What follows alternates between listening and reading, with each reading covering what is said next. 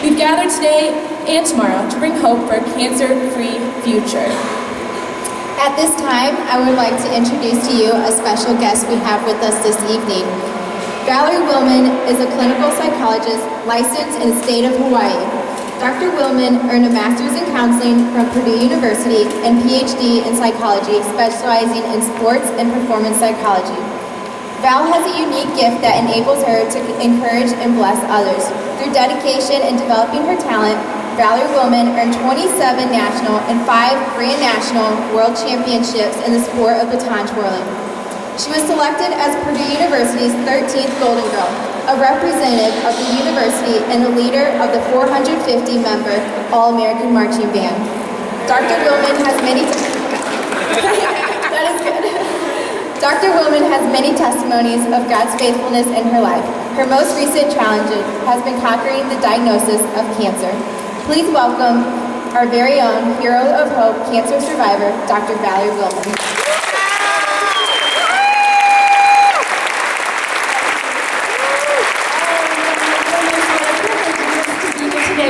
I want to introduce to you my caregiver team. All the way from Kauai, Hawaii, my husband, Dr. Mark Willman. Wave. From Oklahoma, my dear sister, June Rollins. And Rebecca Rollins. Along the journey, I wrote a book. This book has just recently been published. It's called Victory Over Cancer, Live as If It Were True, because it is. And tonight I'm going to read out of that just a few excerpts to give you a little bit of a glimpse into my experience in my journey through cancer.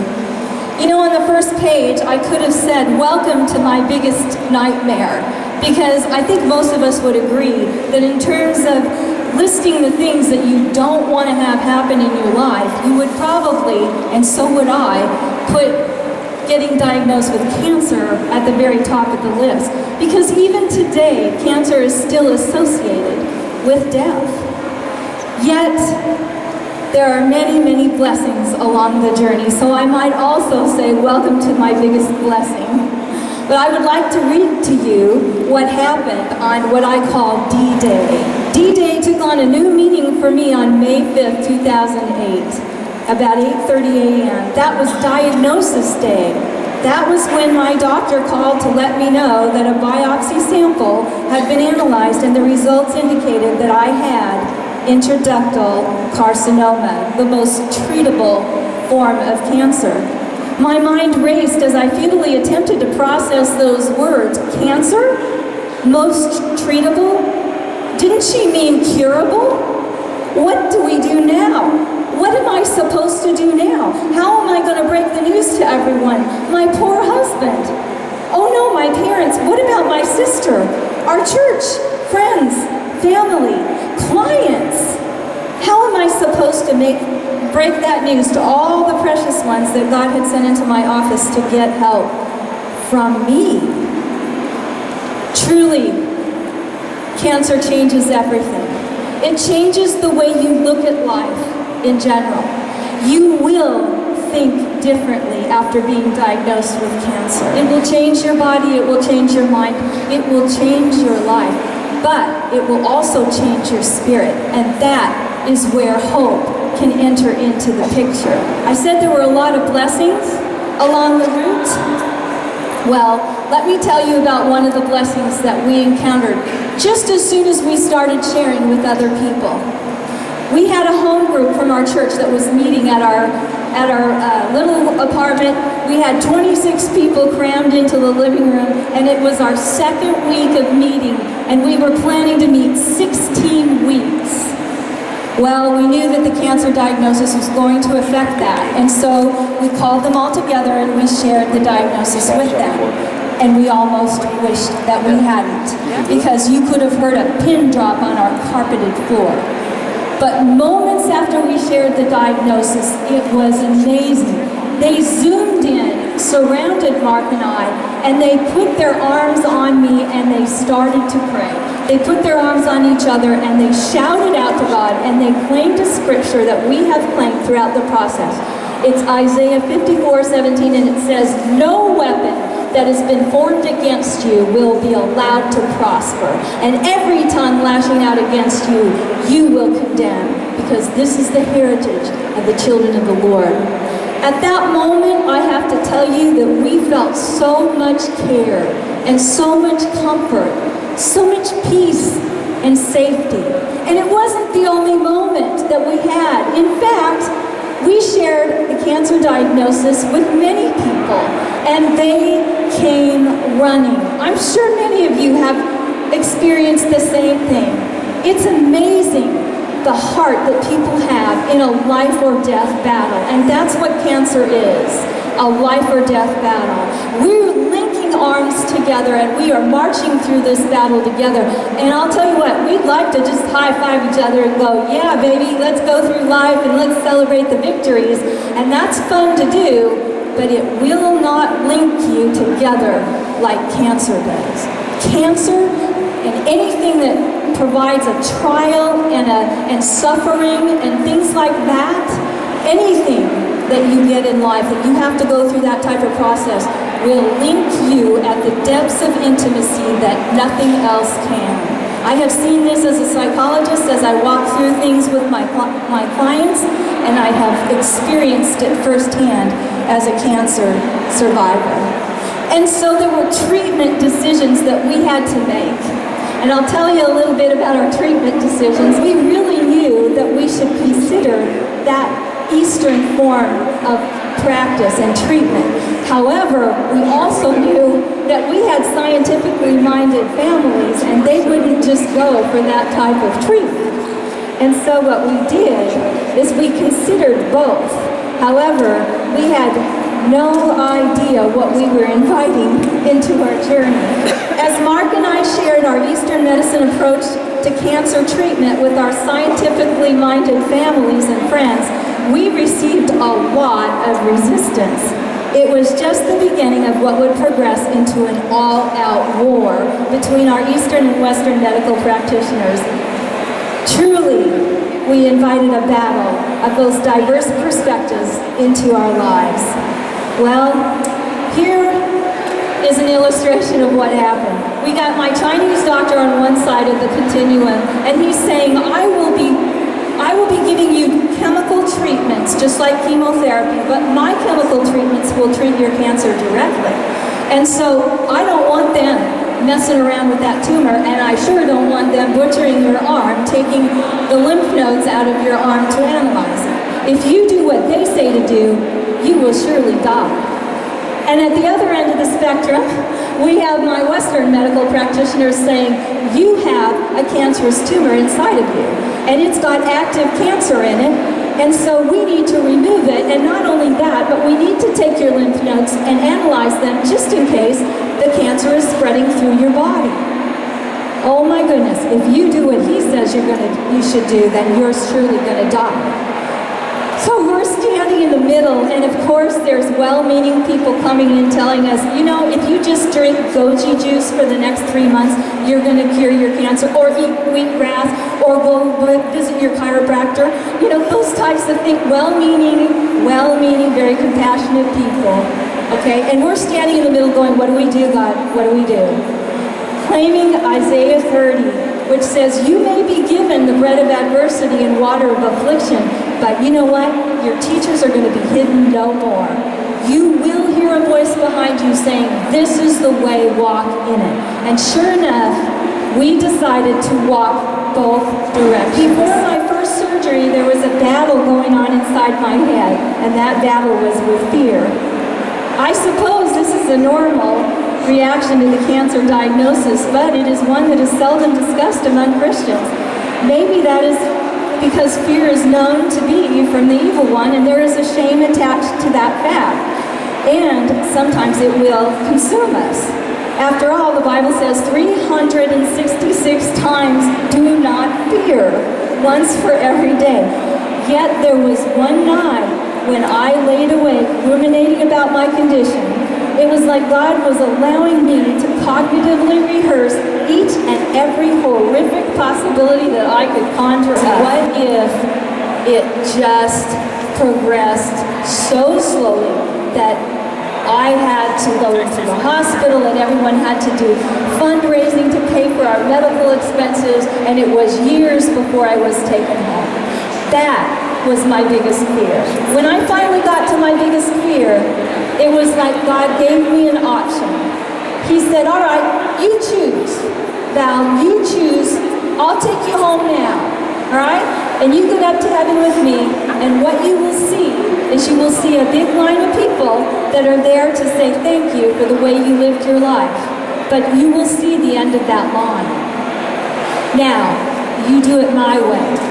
If you do it my way, that line of people who I have been able to influence and impact for the better through your life because you trusted in me will have almost no end. You choose. What are you going to do? Well, I said, I give, Lord. You take my life. It's up to you when and where and how that you take me home. And I'll tell you what, the fear went away. That was the end of the fear. And what replaced it was peace. The peace that surpasses all understanding that comes directly from the heart of God. So we went through with the first surgery, and we figured it was a one and done thing. Just going to take out the tumor, do the lymph node analysis, and it's going to be over. And we were wrong. Mark and I went in to talk with the doctor that day, and we were given the bad news. They said, you don't have one form of cancer, you have two forms of cancer. The cell activity has increased, not decreased. And it looks like there was lymphatic invasion. She said something else that day. She said something that I had prepared for a lot of my life, and that was, she said the word chemotherapy. Now I figured if I ever heard that word spoken over me, I'd probably just vomit right there on the floor. That's not what happened, but it was because God had prepared me years before. He had prepared me for that time by introducing my husband Mark and I to the sport of cycling and a man named Lance Armstrong. For those of you who remember who Lance Armstrong is, and those who don't, he's probably one of the most bravest, courageous, and victorious cancer survivors on our planet. We still wear the Live Strong bracelets to remember to live strong in Jesus. That was our motto. And to pray for those who are diagnosed with cancer. Our church also said, we've had enough. We're declaring a 3-day fast and prayer. And sure enough, that little church banded together and did that. The 3 nights before my second surgery, we met together and we sang and we praised God and we prayed for victory. And during one of those hour-long meetings, we were singing a song named Mighty to Save. Okay, and some of the words go, it is mighty to save, the author of salvation, he rose and conquered the grave, Jesus conquered the grave. And I knew at that time that he was telling me, Jesus conquered your grave of cancer. He did it already on the cross. It's done. Get up and dance. And so I did. I got up and danced. It's not something that I had ever done before, but I did. And we believe that it was during that time when truly there was a spiritual victory over that cancer. And so we went through with the second surgery. And the results of the second surgery came back all good. But the Western medical practitioners kept telling me, you've got to go through chemotherapy. You may have lymphatic invasion. And so that means we need to treat you for that. And I kept telling myself, oh my gosh, I don't think I'm going to live through that. I really don't think my body can handle that. And my Eastern medical practitioner had said, there's been a miracle from God. There's no more active cancer in your body. And so once again, we looked up to God, and I felt impressed that I should look into the research myself. And so I did. I went to the internet, and I pulled up everything I could about cancer. And I found something that comes from a place like this. The money that you are raising for Relay for Life went in to discovering what is called the oncotype tumor test. Now, That is more popular today, but 4 years ago it was brand new and it had never been used in a case like mine. So I had to bring it to my doctor and say, here is an option. Don't you think this will help us to discover whether or not I really need chemotherapy? And he agreed.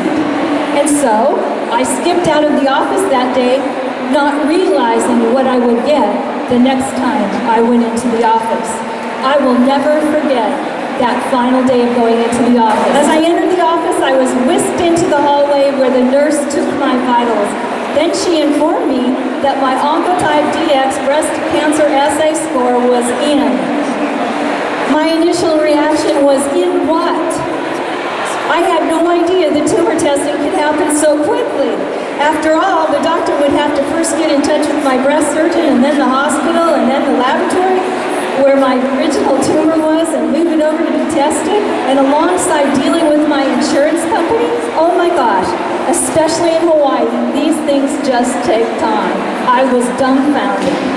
Well, she didn't know how to read the test, so I had to wait till the doctor came, and I made up for the fact that I hadn't obsessed or feared over this. I made up for it. By the time he got there, I could barely move. Well, he comes in and he says, your test results indicate a score of 4. And I said, 4 what? And he said, this indicates that you do not need chemotherapy. And I said, so what you are telling me, doctor, is that God has performed a miracle in me and I do not need chemotherapy.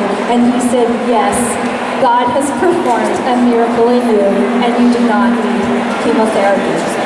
It was finished. God had answered our most difficult prayer, which was to get all of my doctors into agreement. From Eastern to Western medical practitioners, they were all in agreement. But we sent out an email that day to our Victory Over Cancer list that said, do you believe in miracles? Yes. My question to you tonight is, do you believe in miracles? Yes. Well, I believe in miracles, but I have to tell you that I also believe something else. And that is, I believe that this puny little brain that I have cannot possibly understand the ways of God. And because God doesn't think like we think, I cannot possibly understand everything that He has in store. Mark, my husband, calls it the flat forehead syndrome. He says when we get up to heaven, we're going to have flat foreheads because we're going to be going, so that's why he allowed that to happen to that person. Oh, so that's what happened. That's how come he took that person home early. But you know what? For those things that I don't understand, I need to choose to trust God. And that's how I handle those types of things. What I do know is tonight I was supposed to come home to my Purdue family and I was supposed to share with you what God has done for me. I am going to pray that something I said tonight will help you to claim the victory over cancer into your life. Thank you so very much for inviting me to come here and share my story.